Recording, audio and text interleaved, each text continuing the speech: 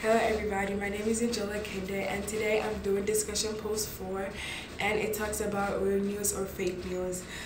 So the news event or the news story that I chose was Ben Affleck being checked into rehab after an intervention by his ex-wife Jennifer Gardner. So in my perspective, I found this news story on Fox.com, Fox News, Celebrity News, and in my perspective, I think that this story is real news and it's not fake news. So a new thing, like a new phrase or a new word that I learned from factcheck.org is malicious fabrication. I mean, I knew the words separately, but I didn't know them together. And then I also learned about characteristics of bogusness.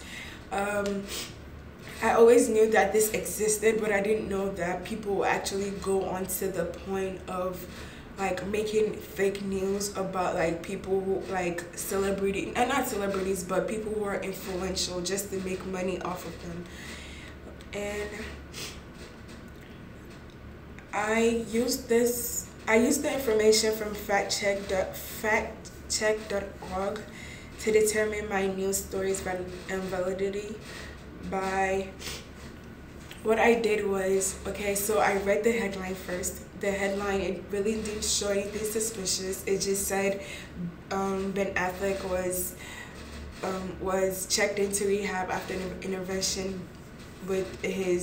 by his ex-wife Jennifer Gardner.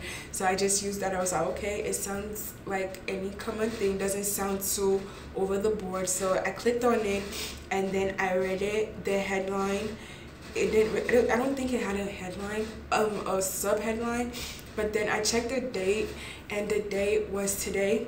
So I was like, okay, probably it's real, probably it's fake. Okay, so then I also went to see if this was true. I went on other social media. I went on Google to type it, and like there was a lot of stories, a lot of other news sources that was reporting it. So I was like, okay, it could still be true. And then I went on Ben Affleck's Instagram, and the last time he posted was July 17th. So I'm like, okay, well, definitely something's wrong. And then in the story piece, it said that his girlfriend, well, his ex-girlfriend now, Lindsay, broke up with him and deleted her Instagram because he was found with like a Playboy model or something like that. So then I also searched up his girlfriend Lindsay to see if her Instagram page was still there, and surprisingly it wasn't there. So I'm like, okay, that's another strike saying that it's real and that it's not fake. And I guess it's Fox News. It's like a legitimate website, so it's not like it's a total random website. So yeah,